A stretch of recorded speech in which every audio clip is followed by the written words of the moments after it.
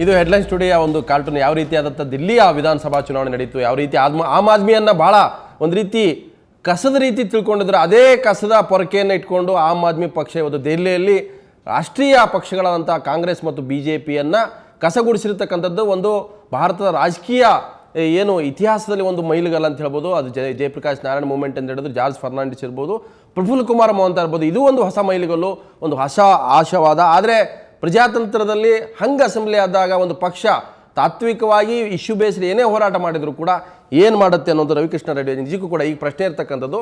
ಕಾಂಗ್ರೆಸ್ ವಿರೋಧಿ ಅಲೆಯಲ್ಲಿ ನಾವು ಓಟನ್ನು ತೆಗೆದುಕೊಂಡಿದ್ದೀವಿ, ಸೊ ನಮಗೂ ಕೂಡ ಓಟ್ ಬಂದಿದೆ, ಆಮ್ ಆದ್ಮಿ ಕೂಡ ಬಂದಿದೆ, ಈಗಲೂ ಕೂಡ ಭಾರತೀಯ ಜನತಾ ಪಕ್ಷ ಅಪ್ರೋಚ್ ಮಾಡ್ತಾ ಇದೆ. ಸೊ BJP ರೆಡಿ ಇದೆ, ಆಮ್ ಆದ್ಮಿ ರೆಡಿ ಇಲ್ಲ. ಸೊ ಅಂದರೆ ಸಮರ್ಥ ಪ್ರತಿಪಕ್ಷವಾಗಿ ಇರಕ್ಕೆ ರೆಡಿ ಇದ್ದೀರಾ?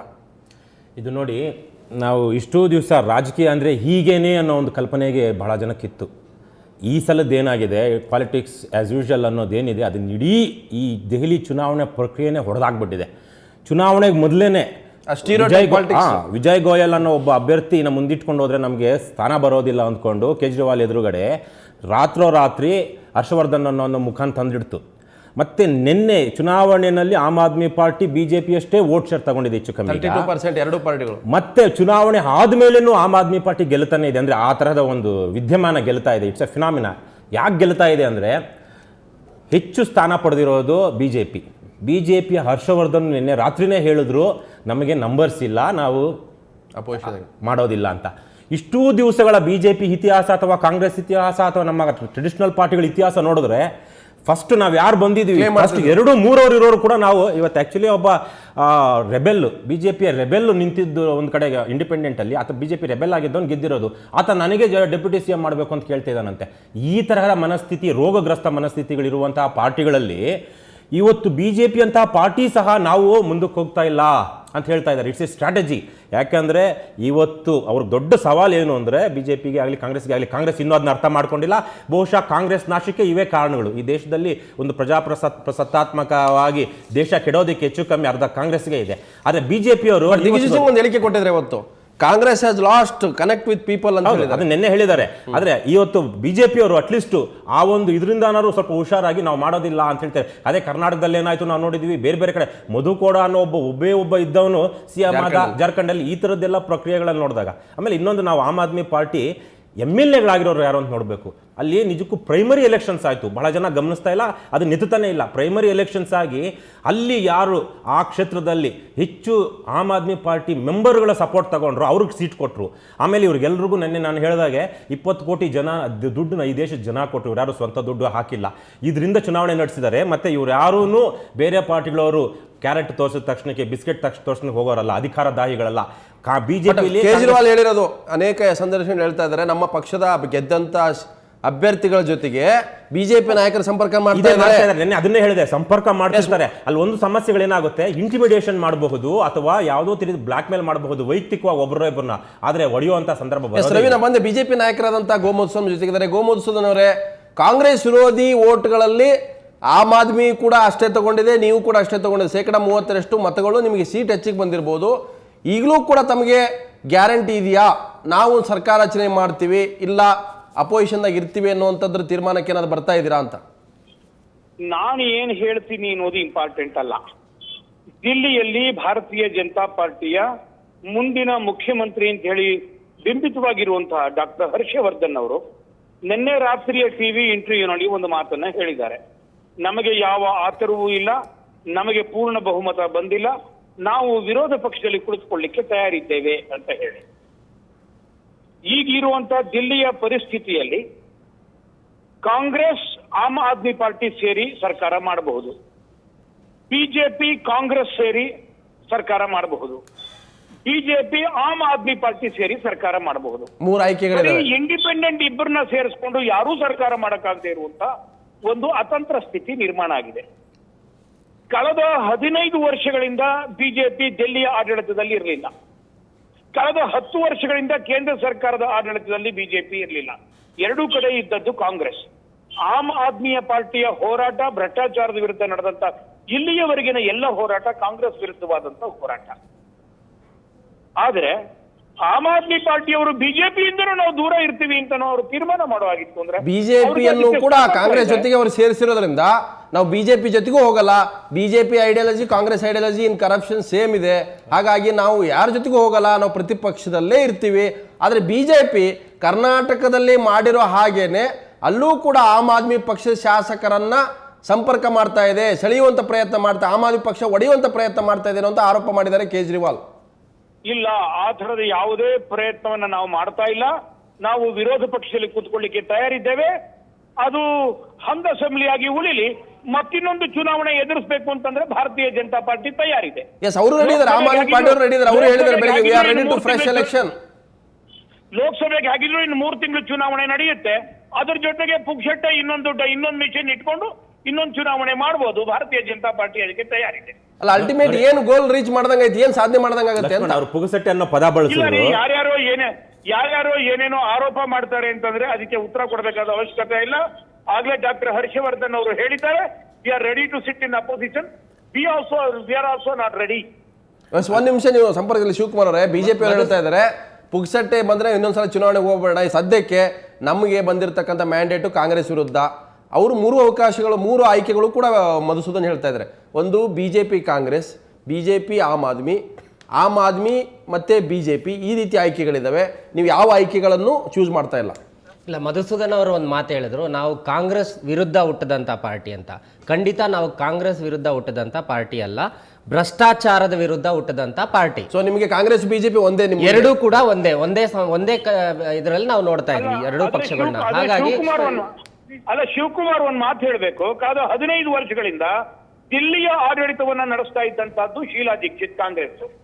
ಕೇಂದ್ರದಲ್ಲಿ ಕಾದ 10 ವರ್ಷಗಳಿಂದ ನಡೆಸ್ಕೊಂಡ್ ಬಂದಿರುವಂತದ್ದು ಕಾಂಗ್ರೆಸ್, ಮನಮೋಹನ್ ಸಿಂಗ್ ಅವರು. ಕೇಂದ್ರದಲ್ಲೂ ಬಿಜೆಪಿ ಅಧಿಕಾರದಲ್ಲಿರಲಿಲ್ಲ, ದಿಲ್ಲಿ ರಾಜ್ಯದಲ್ಲೂ ಬಿಜೆಪಿ ಅಧಿಕಾರದಲ್ಲಿರಲಿಲ್ಲ.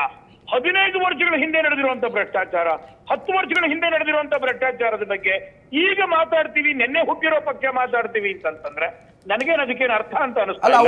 ಈಗ ಎಂಸಿಡಿಯಲ್ಲಿ ಮಧುಸೂದನ್ ಅವರೇ, ಈಗ ದೆಹಲಿ ಎಂಸಿಡಿಯಲ್ಲಿ ನಿಮ್ಮದೇ ಆಡಳಿತ ಇದೆ. 4 ನಗರಸಭೆಗಳಿದಾವೆ ಡೆಲ್ಲಿನಲ್ಲಿ, ಅದರಲ್ಲಿ 3 ನಗರಸಭೆಗಳಲ್ಲಿ ಬಿಜೆಪಿ ಇದೆ, ಬಿಜೆಪಿ ಆಡಳಿತ ಇದೆ. ಅಲ್ಲಿ ಭ್ರಷ್ಟಾಚಾರ ತಾಂಡವ ಆಡ್ತಾ ಇದೆ.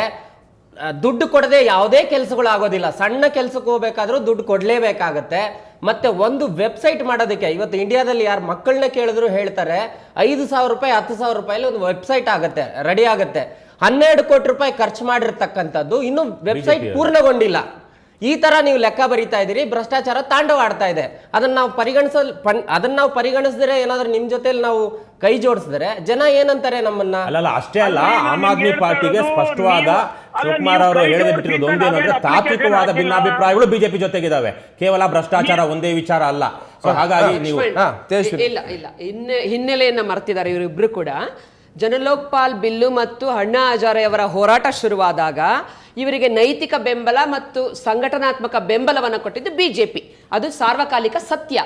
ತದನಂತರದಲ್ಲಿ ಅಣ್ಣಾ ಹಜಾರೆ ಮತ್ತು ಕೇಜ್ರಿವಾಲ್ ಅವರ ನಡುವಿನ ವ್ಯತ್ಯಾಸಗಳು ಬಂದಾಗ ಕೇಜ್ರಿವಾಲ್ ರಿಸ್ಕ್ ಫ್ಯಾಕ್ಟರ್ ತಗೊಂಡ್ರು, ನಾನು ಅಪ್ರಿಶಿಯೇಟ್ ಮಾಡ್ತೀನಿ. ನನಗೆ ಹೇಳಕ್ ಬಿಡ್ಬೇಕು, ನಾನು ನೋಡಿದ್ದೀನಿ, ನಾನು ಮೆಂಬರ್ ಆಫ್ ಪಾರ್ಲಿಮೆಂಟ್ ಆಗಿದ್ದೆ. ಇರ್ಬೋದು, ಆದ್ರೆ ರಾಜಕೀಯವಾಗಿ ಆರೋಪಗಳು ಮಾಡೋದಿದೆಯಲ್ಲ, ಈ ತರದ್ದು ಇದು ಅಲ್ಲಿ ಈಗ ಯೋಗೇಂದ್ರ ಯಾದವ್ ಆಗಿರ್ಬೋದು, ಅರವಿಂದ್ ಕೇಜ್ರಿವಾಲ್ ಇರ್ಬೋದು, ಪ್ರಶಾಂತಿ ಭೂಷಣ್ ಇರ್ಬೋದು, ಸಿಸೋಡಿಯಾ ಇರ್ಬೋದು, ಅವರು ಬಿಜೆಪಿ ಪ್ರಕ್ರಿಯೆ. ನಾನೀಗ ಇದನ್ನ ನೆಕ್ಸ್ಟ್ ಒಂದು ರಾಷ್ಟ್ರೀಯ ಪಕ್ಷ ಇವತ್ತು ಹಿನ್ನಡೆ ಬೇಕಾದಷ್ಟು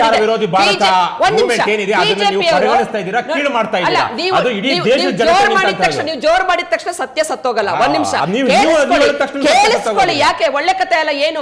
ರಾತ್ರಿ ಹುಟ್ಟಿದ ತಕ್ಷಣ ಒಂದು ಇಂಥ ಬೇಕಾದಷ್ಟು ನಡೆದಿದೆ.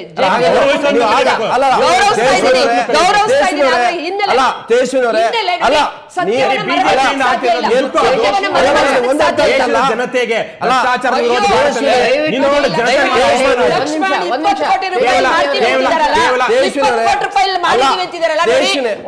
ಪ್ರಾಮಾಣಿಕತೆ ಮಾತಾಡಿ ಕೂಗಾಡೋದ್ರಿಂದ ನೀವು ಫೈಟ್ ಮಾತಾಡ್ರಿ. ನಾನ್ ಮಾತಾಡೋದು ಕೇಳಿಸ್ಕೋಬೇಕು, ನಾನ್ ಮಾತಾಡೋದು ಕೇಳಿಸ್ಕೋಬೇಕು. ನಾವು ಸೋತಿದ್ದೇವೆ, ಕೇಳಿಸ್ಕೊಳ್ಳಿ. ಮತ್ತೆ ಕೇಳಬಾರ್ದು ನಿಮ್ಗೆ. ನಾನು ಉತ್ತರ ಕೊಡ್ತೀನಿ, ಉತ್ತರ ಕೊಡಿ.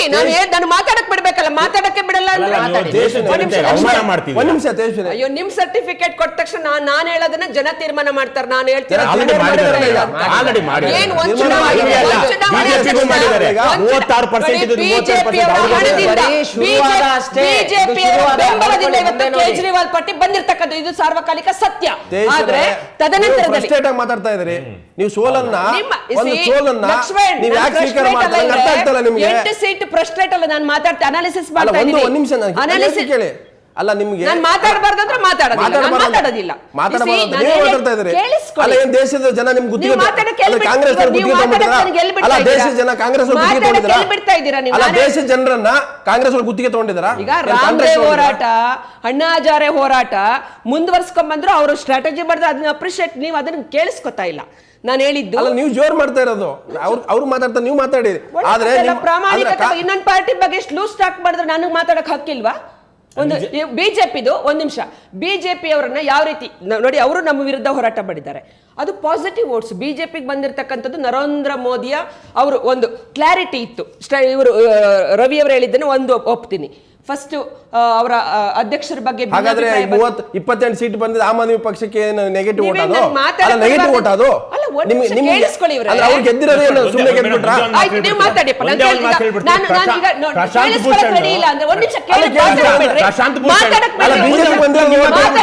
ಬಿಜೆಪಿ ಬಂದಿರೋ ಆಮ್ ಆದ್ಮಿ ವೋಟ್ ಯಾವುದು? ಆಮ್ ಆದ್ಮಿ ವೋಟ್ ಯಾವುದು? ಆಮ್ ಆದ್ಮಿ ಬಂದಿರೋದು ಓಟ್ ಯಾವುದು? ಪಾಸಿಟಿವ್ ವೋಟ್ ಅಲ್ವಾ? ಜನ ವೋಟ್ ಹಾಕಿರೋರಿಗೆ ಕೇಳಿಸ್ಕೊಳ್ಳಿ. ಆಂಟಿ ಕಾಂಗ್ರೆಸ್ 8 ಸೀಟು ವೋಟ್ ಬಂದಿದೆ. ಆಂಟಿ ಕರಪ್ಷನ್ 4% ವೋಟ್ ಹೋಗಿದೆ. ನಿಮ್ಮ ಅಭಿಪ್ರಾಯ ಬೇರೆಪ್ಪ, ನನ್ನ ಅಭಿಪ್ರಾಯ ಬೇರೆ. ನನ್ನ ಅಭಿಪ್ರಾಯ ಹೇಳಕ್ ಬಿಡಿ. ಈಗ ನೀವು ಆಮ್ ಆದ್ಮಿ ಪಾರ್ಟಿಯ ಪ್ರಶಾಂತ್ ಭೂಷಣ್ ನನ್ನ ಅಭಿಪ್ರಾಯ ಹೇಳಕ್ ಬಿಡಿ. ಬಿಜೆಪಿ ನಾಯಕರ ವಿರುದ್ಧ ಕೇಸ್ಗಳನ್ನ ಫೈಟ್ ಮಾಡ್ತಾ ಇದ್ದಾರೆ. ಪ್ರಶಾಂತ್ ಭೂಷಣ್ ಸ್ನೂಪ್ ಗೇಟ್ ಅಲ್ಲಿ ತದನಂತರದಲ್ಲ, ತದನಂತರದ ಹೋರಾಟ ನಿಮಗೂ ನಿಮಗೂ ಬಿಜೆಪಿ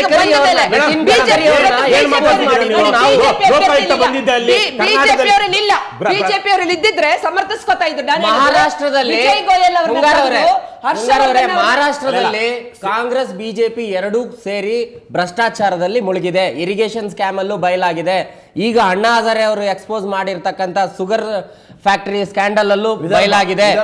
ಹೌದು, ವಿದರ್ಭದ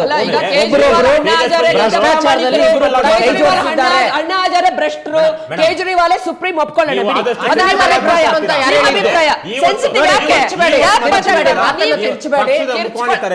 ಹೇಳಿಸ್ಕೋಬೇಕಾಗಿಲ್ಲ. ಓಕೆ, ಗೌರವಯುತವಾಗಿ ನೀವು ಮಾತಾಡೋದ್ ಕಲಿ. ನನ್ನ ಅಭಿಪ್ರಾಯಗಳನ್ನ ತಿಳಿಸ್ತಾ ಇಲ್ಲ. ಅಲ್ಲ, ನೀವೇನು ಉಬ್ಬೋಗ್ಬೇಡಿ, ಉಬ್ಬೋಗ್ಬಿಡ್ಬೇಡಿ. ಇಂಥ ಇತಿಹಾಸ ಬೇಕಾದಷ್ಟು ನಾವು ನೋಡಿದೀವಿ. ಪ್ರಾಮಾಣಿಕರು ಶ್ರೀರಾಮ ನಂತರ ಇವರೇ ಪ್ರಾಮಾಣಿಕರು ಅಂತ ಕಾಂಗ್ರೆಸ್ ಬಗ್ಗೆ ಮಾತಾಡ್ತಿಲ್ಲ. ನಾನು ಬಿಜೆಪಿ ಒಂದ್ ನಿಮಿಷ ಕೇಳಿಸ್ಕೊಳ್ಳಿ. ನೋಡಿ, ಅರ್ಧಂಬರ್ಧ ಹೇಳಿದ್ರೆ ನನಗೆ ನೋಡಿ ಜನರಿಗೆ ತಪ್ಪಿಸ ನಾನು ಎದ್ದೋಗ್ತೀನಿ. ಲಕ್ಷ್ಮಣ್, ನಾನು ಮಾತಾಡಕ್ ಬಿಡ್ಬೇಕು. ಕರೆದಿಲ್ಲ ನಾವು. ನೀವು ಹೋರಾಟದಿಂದ ಬಂದವರು, ಜರ್ನಲಿಸ್ಟ್ ಆಗಿದ್ದು.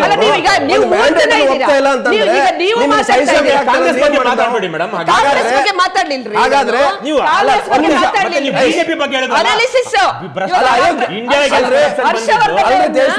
ಅಯೋಗ್ಯರೆಲ್ಲ ಗೆದ್ದಿದ್ದಾರೆ ಕಾಂಗ್ರೆಸ್ ಬಿಜೆಪಿಯಲ್ಲಿ ಬೇರೆ ಪಕ್ಷಗಳಲ್ಲಿ. ಅದನ್ನ ಮ್ಯಾಂಡೇಟ್ ಅಂತ ನೀವು ಸಮರ್ಥನೆ ಮಾಡ್ಕೊಳ್ತೀರಿ. ಜನಾದೇಶ ಅಂತ ಹೇಳ್ತೀರಿ. ನೋಡಿ ಲಕ್ಷ್ಮಣ್, ಯೋಗ್ಯರು ಅಯೋಗ್ಯರು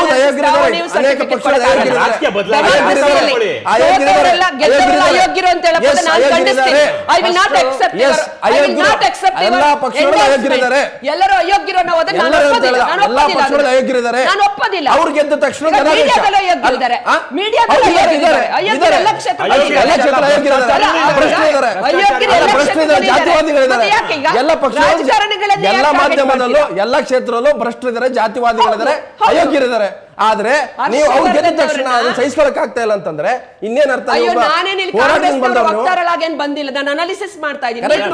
ಸ್ವೀಕಾರ ಮಾಡ್ತಿಲ್ಲ. ಬಿಜೆಪಿ ಆರೋಪ ಇದ್ದಿದ್ದು am Aadmi party Congress B team ಅಂತ ಇವ್ರು ಹೇಳ್ತಿರೋದು. ನೋಡಿ, ಕಾಂಗ್ರೆಸ್ ಇವ್ರು ಹೇಳ್ತಿರೋದು ಬಿಜೆಪಿಯ B team am Aadmi party ಅಂತ. ನಾನು ಆಮ್ ಆದ್ಮಿ ಪಾರ್ಟಿ ಪಕ್ಷ, ಆಮ್ ಆದ್ಮಿ ಪಕ್ಷ. ನಿಮಗೆ ಇತಿಹಾಸ ಗೊತ್ತಿಲ್ಲ. ಹಾಗಾದ್ರೆ ಆಮ್ ಆದ್ಮಿ ಪಕ್ಷದ ಪರವಾಗಿ ನಿಮ್ಮ ನಾಯಕಿ ಶೀಲಾ ದೀಕ್ಷಿತ್ ಮೃದು ಧೋರಣೆ ತಾಳಿದ್ದಾರೆ. ಇಫ್ ದೇ ವಾಂಟ್, ಅವ್ರಿಗೆ ಇಷ್ಟ ಬಂದ್ರೆ ಸಮರ್ಥನೆ ಕೊಡ್ತೀವಿ. ಹಾಗಿದ್ರೆ ಬಿ ಪಾರ್ಟಿ ಅಲ್ಲ, ಬಿಜೆಪಿ ಬಿ ಆಗಿದ್ರೆ ಸಪೋರ್ಟ್ ಮಾಡ್ತೀವಿ. ರಾಹುಲ್ ಗಾಂಧಿ ಅವರ ಹೇಳಿಕೆ ಬಗ್ಗೆ ಸಹಮತ ಇಲ್ಲ. ಯಾಕಂದ್ರೆ ಆಮ್ ಆದ್ಮಿ ಪಾರ್ಟಿ ಅವ್ರು ನಮ್ಮನ್ನ ಫೈಟ್ ಮಾಡಿದ್ದಾರೆ. ಅವ್ರು ಹೇಳಿದ್ರು, ಮನಸ್ಸು ತೆರೆಸಿದ್ರು ಅಂತ ಹೇಳಿದ್ದಾರೆ. ನಾನು ಹೇಳ್ತಾ ಇದ್ದೀನಲ್ಲ, ಅದು ರಾಹುಲ್ ಗಾಂಧಿ ಅವರ ಅಭಿಪ್ರಾಯ. ನನಗೆ ಅಭಿಪ್ರಾಯಕ್ಕೆ ಸಹಮತ ಇಲ್ಲ. ರಾಹುಲ್ ಗಾಂಧಿ ನೀವು ಒಪ್ಪಲ್ವೀಗ? ನಾನು ಒಪ್ಪದಿಲ್ಲ. ಈಗ ಯಾಕಂದ್ರೆ ಕಾಂಗ್ರೆಸ್ ಅಲ್ಲಿ ಇದೀರಿ ನೀವು. ಒಳ್ಳೆ ಕಥೆ ಅಲ್ಲ. ಕಾಂಗ್ರೆಸ್ ನಲ್ಲಿ ಇದ್ದ ಮಾತ್ರಕ್ಕೆ ತಪ್ಪು ಹೇಳಿಕೆ ಕೊಟ್ಟರೆ ಒಪ್ಪಬೇಕು ಅಂತಿದ್ಯಾ? ಇವತ್ತು ನಮ್ಮವ್ರು ಫೈಟ್ ಮಾಡಿದ್ದಾರೆ, ಇಂಟರ್ನಲ್ ಪ್ರಾಬ್ಲಮ್ಸ್ ಅನ್ನ ಸಾಲ್ವ್ ಮಾಡಿದೀರಾ. ಇವತ್ತು ಶೀಲಾ ದೀಕ್ಷಿತ್ ಅವರ ನಾಯಕತ್ವಕ್ಕೆ ಸಿಗಬೇಕಾದಂತ ಸಪೋರ್ಟ್ ಸಿಗದೆ ಇದ್ರೆ ಏನ್ ಮಾಡ್ತಾರೆ ಅವರು? 4 ಟರ್ಮ್ ಏನ್ ಸುಲಭ ಅಲ್ಲ, 3 ಟರ್ಮ್ ಅಲ್ಲಿ ಅವರು ಪಾಲಿಟಿಕಲ್ ಸ್ಟೂಡೆಂಟ್ ಕಂಟ್ರೋಲ್ ಮಾಡಲಿಲ್ಲ. ನಾನು ಬ್ರೇಕ್ ತೊಗೊಳ್ತೀನಿ. ಒಂದು ಪಾಲಿಟಿಕಲ್ ಸ್ಟೂಡೆಂಟ್ ಆಗಿ ಹಂಗ ಅಸೆಂಬ್ಲಿ ಆದಾಗ ಒಂದು ಪಕ್ಷ ಜವಾಬ್ದಾರಿ ಇದೆ ನಿಮಗೂ ಕೂಡ. ನೀವು 8 ಸ್ಥಾನ ಗಳಿಸಿರಿ, 20 ಸ್ಥಾನ ಇಂಪಾರ್ಟೆಂಟ್ ಅಲ್ಲ. ಸೊ ಅಲ್ಲಿ ಒಂದು ವ್ಯಾಕ್ಯೂಮ್ ಇರುತ್ತೆ. ಈ ಸರ್ಕಾರ ರಚನೆ ಆಗಲೇಬೇಕು, ಇಂತಿಷ್ಟು ದಿನ ಒಳಗೆ ರಾಜ್ಯಪಾಲರು ಕರೀತಾರೆ, which is the largest party. ಅವ್ರು ಕರೀತಾರೆ. ಅವ್ರು ಮಾಡಲ್ಲ ಅಂತ ಹೇಳಿದಾಗ ಅಥವಾ ಮೆಜಾರಿಟಿ ಪ್ರೂವ್ ಆಗಲ್ಲ ಅಂದಾಗ ಸೆಕೆಂಡ್ ಪಾರ್ಟಿ ಯಾವುದು? ಆಮ್ ಆದ್ಮಿ ಪಾರ್ಟಿ. ಆಮ್ ಆದ್ಮಿ ಪಾರ್ಟಿಗೂ ಕೂಡ ಅಂತ ಸಂದರ್ಭ ಅವಕಾಶ ಅವರು ಯೂಸ್ ಮಾಡೋದಾದ್ರೆ ಸೊ ಒಂದು ಕಾಂಗ್ರೆಸ್ ಕಾಂಕ್ರೀಟ್ ಆಗಿ ಅವರಿಗೆ ಬಾಹ್ಯ ಬೆಂಬಲ ಕೊಡ್ತೀರಾ? ನಾನು ಹೇಳ್ತಾ ಇರ್ತಕ್ಕಂಥದ್ದು, ಕಾಂಗ್ರೆಸ್ ತಪ್ಪು ಮಾಡಬಾರ್ದು. ನಾವು ಅವರಿಬ್ಬರ ನಡುವೆ ಡೆಮಾಕ್ರೆಟಿಕ್ ಆಗಿ ಬಿಟ್ಬಿಡ್ಬೇಕು. ಅವ್ರು ಏನ್ ತೀರ್ಮಾನ ತಗೊಳ್ಳಿ. ಅದರ ನಂತರ ಸಂವಿಧಾನದಲ್ಲಿ ಏನ್ ಆಪ್ಷನ್ ಇದೆ? ಪ್ರೆಸಿಡೆಂಟ್ ರೂಲ್ ನಾವು ತೋರಿಸೋದು, ಆಮ್ ಆದ್ಮಿ ಪಾರ್ಟಿಗೆ ಆಸೆ ಹುಟ್ಟಿಸೋದು ಅವು ಮಾಡಬಾರ್ದು. ನಾವು ಕೇಜ್ರಿವಾಲ್ಗೆ ಜನ ಇಲ್ಲ ಬಿಡಿ. ನಾನು ಆಗ್ಲೇ ಹೇಳಿದ್ನಲ್ವಾ, ನಿಮಿಷ ಇರ್ರಿ. ನಾನು ಮಾತಾಡುವಾಗ ನಾನು ಕ್ಲಾರಿಟಿ ಇದೆ. ಈಗ ಅವರ ಸಿದ್ಧಾಂತವನ್ನು ನಾನು ಒಪ್ತೀನಿ, ಹಿನ್ನೆಲೆ ಬಗ್ಗೆ ನಾನು ಹೇಳ್ತಿಲ್ಲ. ರಿಸ್ಕ್ ತಗೊಂಡ್ರು, ಅವ್ರಿಗೆ ಎಷ್ಟೆಷ್ಟು ಪಾಪ ಎಲ್ಲ ರೀತಿ ಅಡೆತಡೆಗಳನ್ನು ಕೊಟ್ಟರು. ಅಪೋಸಿಷನ್ ಕೂಡ ಗೌರವದಿಂದ ಕಾಣಬೇಕು. ಕೇಜ್ರಿವಾಲ್ ರಿಸ್ಕ್ ತಗೊಂಡು ಹೋರಾಟ ಮಾಡಿದ್ದಾರೆ, ದೆಹಲಿ ಬಗ್ಗೆ ಜನಸಾಮಾನ್ಯರ ಪರವಾಗಿ ಹೋರಾಟ ಮಾಡಿದ್ದಾರೆ, ಎಜುಕೇಟೆಡ್ನೆಸ್ ಸೆಳೆದಿದ್ದಾರೆ. ಇದೆಲ್ಲ ಕೂಡ ಒಂದು ಪಾಸಿಟಿವ್ ಪಾಲಿಟಿಕ್ಸ್. ನಾವು ಅದನ್ನ ಅಪ್ರಿಷಿಯೇಟ್ ಮಾಡ್ತೀವಿ, ಅದು ಮಾಡಬೇಕು. ಎಜುಕೇಟೆಡ್ ಬರ್ತಿರ್ಲಿಲ್ಲ ಅನ್ನೋದೇ ನಮ್ಮ ಆತಂಕ ಆಗಿತ್ತು. ಇದು ಒಂದು ಒಳ್ಳೆಯ ಬೆಳವಣಿಗೆ, ಅದನ್ನ ನಾನು ಅಪ್ರಿಷಿಯೇಟ್ ಮಾಡ್ತೀನಿ. ಅದೇ ಸಂದರ್ಭದಲ್ಲಿ ಬಿಜೆಪಿಯವರು ಕೂಡ ಏನ್ ಮಾಡಿದ್ರು ಗೊತ್ತಾ ಲಕ್ಷ್ಮಣ್? ಈಗ ನೋಡಿ, ಹಿಂದೆ ಇದ್ದಂತ ಕ್ಯಾಂಡಿಡೇಟ್ ಅನ್ನ ಬದಲಾವಣೆ ಮಾಡಬೇಕಾದ್ರೆ ಮೋದಿ ವರ್ಸಸ್ ಅಲ್ಲಿ ವಿತಿನ್ ದಟ್ ಇದು ನಾನು ಅನಾಲಿಸಿಸ್ ಮಾಡ್ತಿರೋದು. ಬಿಜೆಪಿಯಲ್ಲಿ ಇರ್ತಕ್ಕಂಥದ್ದನ್ನ ಮೋದಿಯ ಕ್ಯಾಂಡಿಡೇಟ್ ಅವ್ರ ಕ್ಲಾರಿಟಿ, ಸಿಎಂ ಕ್ಯಾಂಡಿಡೇಟ್ ಅನ್ನ ಚೇಂಜ್ ಮಾಡಬೇಕು ಅಂತ ಬಂದಾಗ ಎಷ್ಟು ಗೊಂದಲ ಬಂತು. ಹರ್ಷವರ್ಧನ್ ಅವರು ನೇಮಿಸಿದ್ರು, ರವಿ ಹೇಳಿದ್ರು, ಸ್ಟ್ರಾಟಜಿ ಚೇಂಜ್ ಮಾಡಿದ್ರು. ಅದು ಚೇಂಜ್ ಮಾಡಿದ ನಂತರ ಕೂಡ ಅದು ಅವ್ರದ್ದು ಪಾಸಿಟಿವ್. ಮೋದಿ ಫ್ಯಾಕ್ಟರ್ ಒಂಚೂರು ಆಡ್ ಆಗಿರ್ಬೋದು. ಆಮ್ ಆದ್ಮಿ ಪಾರ್ಟಿಯ ವಿಕ್ಟರಿ ಏನಿದೆ, ಆಂಟಿ ಕಾಂಗ್ರೆಸ್ ನ ವೇವ್ ಇದೆಯಲ್ಲ, ಇವತ್ತು ಕಾಂಗ್ರೆಸ್ಗೆ ಶಿಕ್ಷೆ ಕೊಟ್ಟು ಅದನ್ನ ಗೆದ್ದಿರ್ತಕ್ಕಂಥದ್ದು ಆಮ್ ಆದ್ಮಿ ಪಾರ್ಟಿ. ಬ್ರೇಕ್ ತೊಳ್ತೇನೆ ರೆಡ್ಡಿ, ಒಂದು ರವಿಕೃಷ್ಣ ರೆಡ್ಡಿ ನಾನು ಬ್ರೇಕ್ ತೊಳ್ತೇನೆ. ಯಾಕಂತಂದ್ರೆ ಒಂದು ಚುನಾವಣೆಯಲ್ಲಿ ಸಾಮಾನ್ಯವಾಗಿ ಗೆದ್ದ ನಂತರ ಜನಾದೇಶವನ್ನ ಎಲ್ಲರೂ ಕೂಡ ಗೌರವಿಸಬೇಕಾದ ಸಂವಿಧಾನದ ಆಶಯ ಕೂಡ. ಸೊ ಹಾಗೊಂದು ವೇಳೆ ಸಂಖ್ಯಾಬಲವೂ ಕೂಡ ಅಲ್ಲಿ ಪ್ರಮುಖ ಆಗುತ್ತೆ. ಮ್ಯಾಜಿಕ್ ನಂಬರ್ ಅದಿದಲ್ಲ, ಆ ಮ್ಯಾಜಿಕ್ ನಂಬರ್ ಕೂಡ ವಾಸ್ತವ ರಾಜಕಾರಣ. ಅದನ್ನ ಯಾರು ರೀಚ್ ಮಾಡ್ತಾರೆ ಅವರೇ ಸರ್ಕಾರ ಮಾಡುವಂಥದ್ದು. ಹಾಗಾಗಿ 2 ವಾಸ್ತವಗಳನ್ನು ಮರೆಯದೆ ನಾವು ಚರ್ಚೆ ಮಾಡಬೇಕಾಗುತ್ತೆ. ಅದಕ್ಕಿಂತ ಮೊದಲು ಒಂದು ಬ್ರೇಕ್.